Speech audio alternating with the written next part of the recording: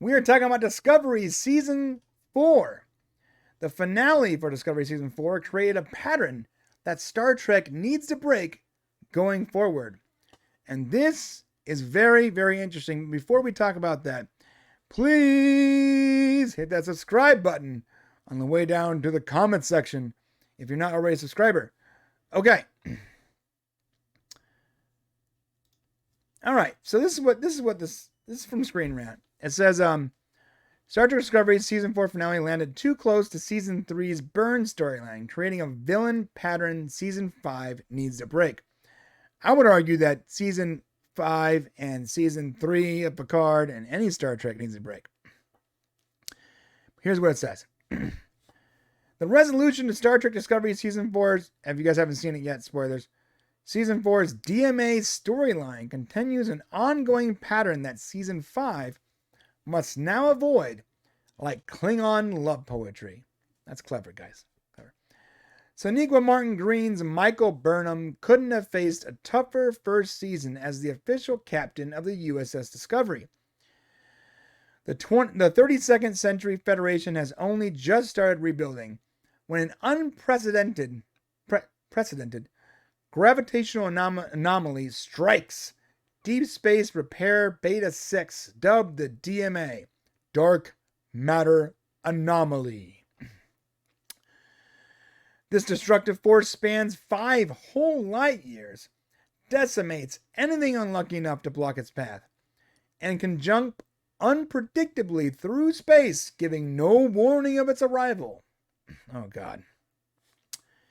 Faced with this seemingly insurmountable challenge, Burnham and her crew get to sciencing and quickly deduce that the DMA is a man-made creation, rather than a natural phenomenon.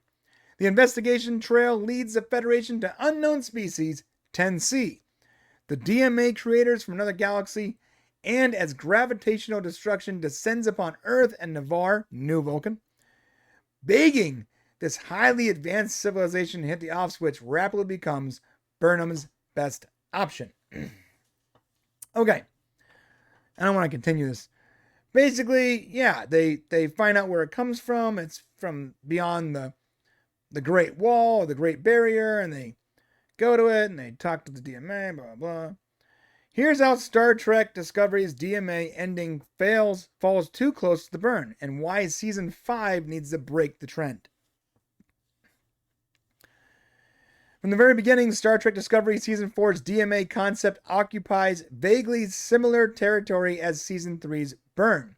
Yes, both are galaxy-spanning disasters, right? They both destroy planets and they threaten the stability of the entire galaxy, and both are major, huge, galactic issues. Okay. Coming from the future meant Discovery alone possessed dilithium, and they were able to solve the problem with the galactic burn because of the spore drive.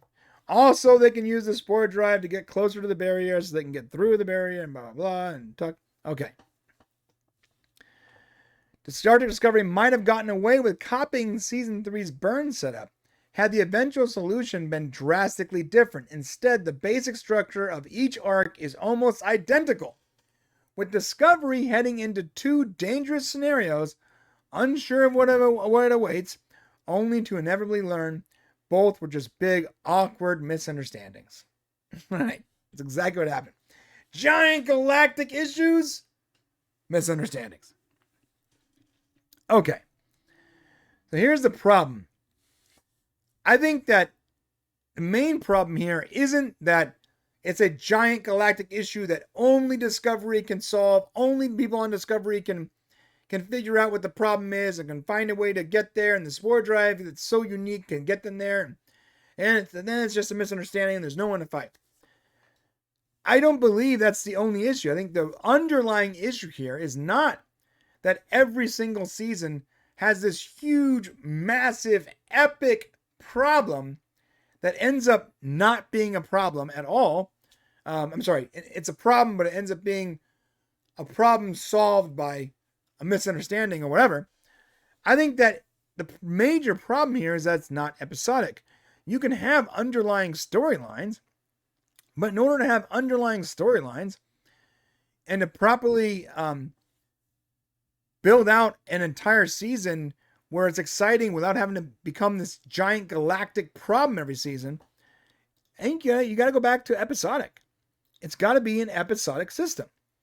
I know we've talked about this so many times, but frankly speaking, if you have this extremely big, overarching galactic thing every season, it's going to get old. Honestly, it was already old at season 3. Season 4 was just a mistake. So now if they're going to continue going forward, we got to see some more episodic, smaller stories, because you can only one-up yourself so much until there's nothing left. We saw the same exact problem in Marvel, right?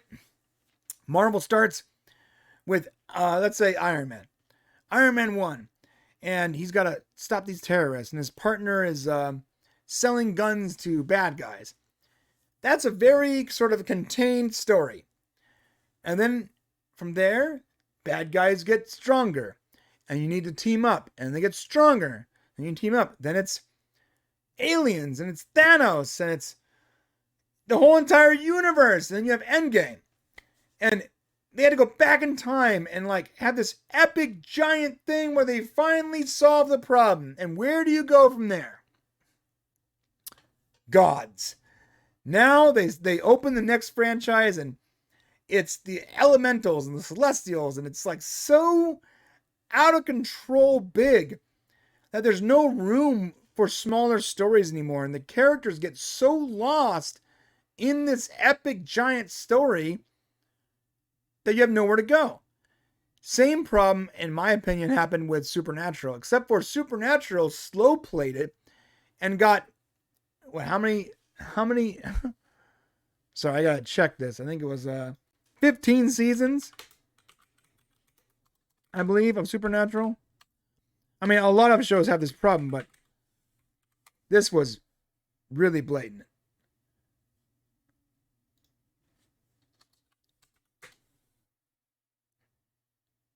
Okay, yeah, 15 seasons, right?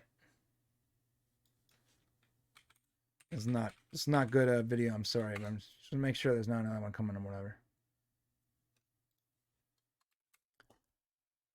Yep, 15 seasons. Okay, so where did it start? It started with two brothers, and there were episodic content. Every week was episodic, but they had these underlying storylines, right? What were the underlying storylines? They would go on a case.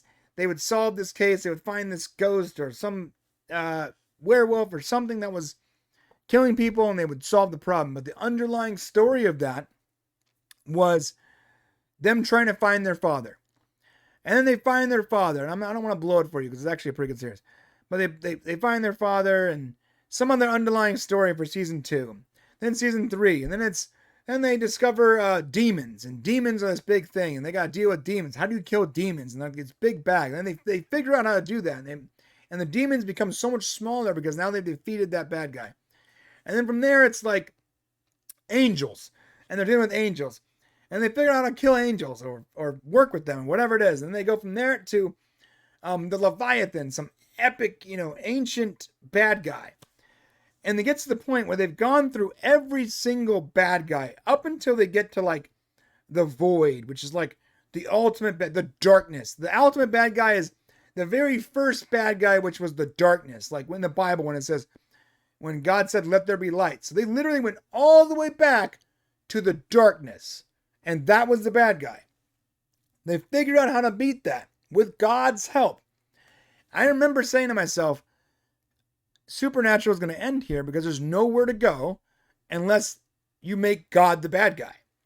Which for 14 seasons, God was not the bad guy. So it wouldn't make sense.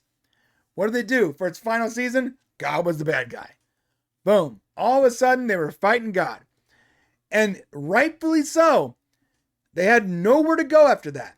Once you've started with a villain as innocuous as a ghost in a house, and you've gone from ghost to werewolves to vampires to demons to angels to ancient monsters to blah, blah, blah, blah, blah, blah, all the way to God, there's nowhere to go. So I would argue they actually played it right. They had these episodic content that gave you 20 or so episodes per season, 20 episodes per season, and they were able to continue 20 episodes per season for 15 seasons, and using the underlying story arc being some big bad that would progressively get worse up to 15 seasons of television. That's the right way to go. Here's the wrong way to go. Ready? Season 2, galactic ending event. Solved. Season 3, went to the future. Galactic ending event. Solved. Season 4, galactic ending event. Solved. I mean, you blew your load in season 2, guys. And it wasn't that good. So where do you go from there? If you've already blown your load, you've already had all the big bads. All the big bads are done. What's worse than the 10C, the galactic barrier? I mean, I would even argue, that was obviously done incorrectly. But you're in such a weird place where it's just too big. Picard's doing a similar thing. Season 1, galactic ending event. Machines. Oh, wait, it's a misunderstanding. Oh, reason with the androids. They'll stop what they're doing and problem solve. The Romulans were the bad guys, but then they weren't. They weren't actually bad guys. It was just a misunderstanding. Season 2, we're on season 2 of Picard. And you can say that Q's the bad guy or Soon is the bad guy or whatever. But I have a feeling that it might be a misunderstanding. Again, though, galactic ending event. Future ending event. We have to go back in time to solve it. Like, you're going too fast. Slow it down. And maybe it's because no one's doing 20 episodes anymore. Maybe they're doing 10 episodes. So they're trying to rush into all the epic stuff. Maybe Marvel ruined it for everyone. Like, you can't take it seriously unless it's a galactic ending event. Like, why don't you work towards that? Start with the story. Get us to understand the characters we love. Get us there. Get us to the point where we can believe that you can actually solve this galactic ending event. For instance, you can't see this, but up here, I got a painting of Demon Dean. See that? From Supernatural. Supernatural is one of my guilty pleasures. I think it's an amazing show. I think they did TV right. One of the few shows left that they did right back in the day. And I think that by the time we got to season 13, and then they're trying to take on an archangel or a Nephilim or some crazy powerful being, because you understood the characters and what they went through and how they were able to somehow pull it off for 13 seasons and take the win, you almost believed for a second that these two humans might just pull something out of their butts and make it happen. Like, and when a regular demon or someone was threatening one of them, you're like, you shouldn't mess with these guys. They've killed archangels, you know? You have already bought into the Sam and Dean part of the Supernatural.